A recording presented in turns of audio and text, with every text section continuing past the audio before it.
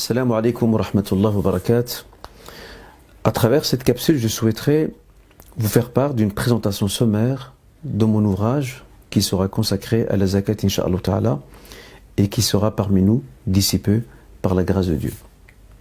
Et pour ce faire, et afin de faciliter ma démarche, j'ai choisi de répondre à 5 questions importantes qui vous donneront un aperçu de différentes thématiques et de la façon dont l'ouvrage est agencé. Commençons donc. Pourquoi ce livre? Parce que j'estime que ce pilier de l'islam, qui représente le 3e pilier de notre religion, demeure hélas assez méconnu, voire même oublié. Il est important d'offrir un nouvel éclairage sur ce pilier important de l'islam. Aussi, nous avons souhaité également vulgariser le savoir touchant à cette prescription religieuse de manière à la rapprocher le plus possible du grand public, car hélas, bien des aspects touchant à cette prescription demeurent encore assez ignorés, voire incompris. Enfin, nous espérons, incha'Allah ta'ala, que cet ouvrage sera une plus-value, constituera une valeur ajoutée, en plus des ouvrages qui existent déjà sur le marché. Pourquoi pas, avec l'aide de Dieu, il pourra également être une référence majeure pour celles et ceux qui souhaiteraient étudier la question ou les questions touchant à la zakat et revenir régulièrement vers cet ouvrage pour rafraîchir leurs connaissances et savoir comment agir vis-à-vis de cette prescription très importante qui fonde l'islam. Pour quel public? Ceci est notre deuxième question. L'ouvrage s'adresse à un public très large.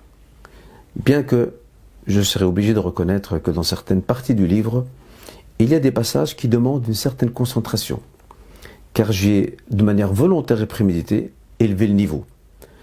Pourquoi élever le niveau? Parce que cela poussera nos lecteurs à réfléchir davantage, à comprendre le raisonnement qui préside nombre de questions qui seront abordées dans ce livre et à en ressortir avec, incha'Allah, un savoir réfléchi, un savoir pensé, un savoir construit.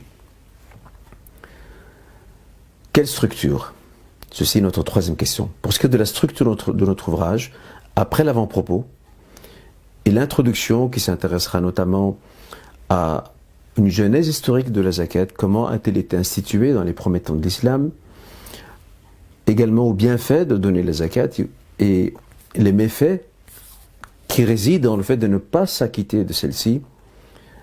Après ces 2 parties-là, l'ouvrage s'articule autour de 7 chapitres fondamentaux. Et si je devais donner un aperçu général de ces différents chapitres, j'en dégagerai de grandes thématiques sans vouloir rentrer dans les détails propres à chaque chapitre, vous laissant le soin, Inch'Allah, de découvrir cela lorsque l'ouvrage sera entre vos mains. Parmi les grandes thématiques, nous y retrouvons bien entendu une étude détaillée des prescriptions juridiques et religieuses qui encadrent la question de la zakat au niveau de ses bénéficiaires, mais aussi au niveau de certains biens qui sont assujettis à la zakat. Aussi, nous trouvons également dans ce livre les finalités sociales et spirituelles poursuivies par la zakat. Nous avons également un chapitre consacré aux perspectives futures de la zakat. En quoi la zakat peut participer dans la lutte efficace contre la précarité et la pauvreté? Comment peut-elle aussi accorder plus de dignité à celles et ceux qui aujourd'hui souffrent de la privation et qui se trouvent au banc de la société? Comment les rendre autonomes? En somme. Nous avons également un chapitre consacré, incha'Allah ta'ala, aux questions fréquemment posées. Un autre s'intéressera à la façon de calculer la zakat de la manière la plus simplifiée. Et à la suite de tout cela, bien entendu, nous avons prévu un glossaire dans lequel vous retrouverez tous les termes juridiques islamiques qui sont fréquemment utilisés par nos juristes musulmans dans le chapitre de la zakat. Il est important pour moi d'ajouter cet aspect-là afin que nous comprenions le vocable que nos juristes musulmans utilisent fréquemment pour traiter des questions en lien avec cette prescription. Vous aurez également, en fin de livre, un index biographique qui reprend la biographie résumée et courte de tous les noms propres qui ont été cités dans le livre, parce que bien des noms ne nous sont pas communs.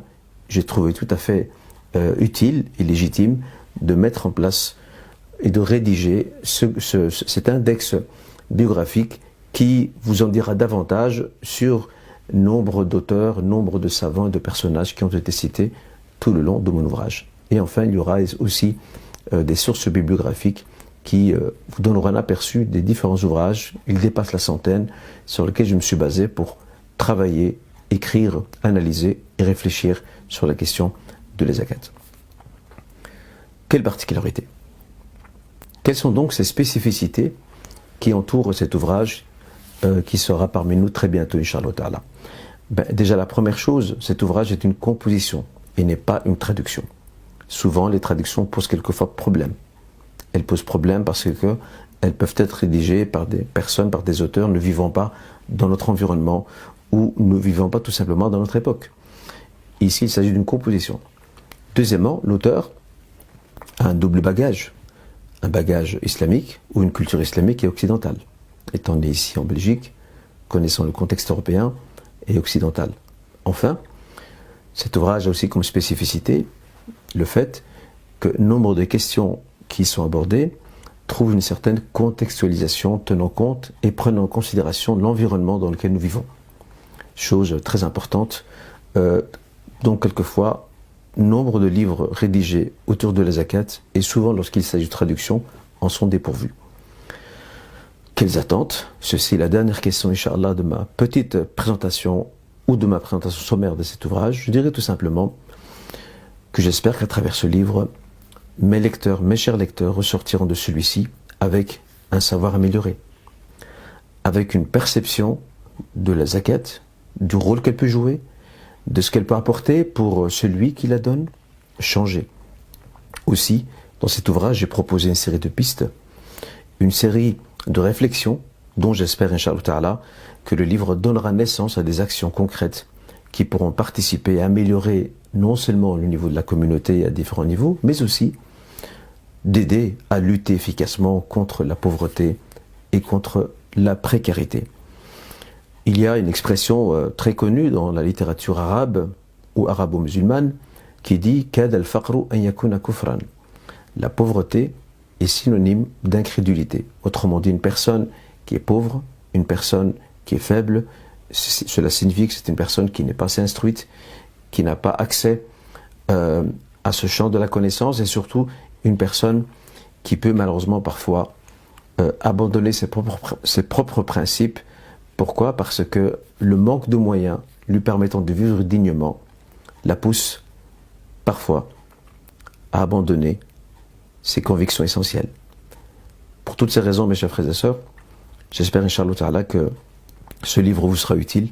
J'invoque le Seigneur qu'il en fasse une œuvre durable, une sadaqa jariya, que mes lecteurs puissent en profiter, que cet ouvrage qui traite de questions aussi très concrètes, touchant notre vécu, puisse trouver des traductions dans notre quotidien afin de participer tout chacun à son niveau à élever le niveau de notre société, mais aussi de notre communauté et être solidaire de celles et ceux qui sont beaucoup plus faibles. Je tenais en guise de conclusion à remercier toutes celles et ceux qui se sont intéressés à cet ouvrage, toutes celles et ceux qui m'ont soutenu, qui m'ont encouragé durant ces années durant lesquelles je m'attelais à le rédiger. Et enfin, je tiens à rappeler que les précommandes sont toujours possibles. D'ailleurs, vous trouverez le lien dans le descriptif de cette vidéo. Barakallahu fikum à toutes et tous. Et Inch'Allah Ta'ala, il y aura bien entendu d'autres interventions que je donnerai, plus précisément des conférences de présentation autour du livre, dont l'une d'entre elles est prévue très bientôt. Vous en serez tenu informé via les différents canaux à travers lesquels je communique, Inch'Allah. Barakallahu fikum, et je vous souhaite, Inch'Allah, une agréable lecture, une bonne découverte et que notre savoir se retrouve renforcé, amélioré et que notre personnalité en soit épanouie au même titre que notre foi et notre spiritualité. Wassalamu alaikum wa rahmatullah.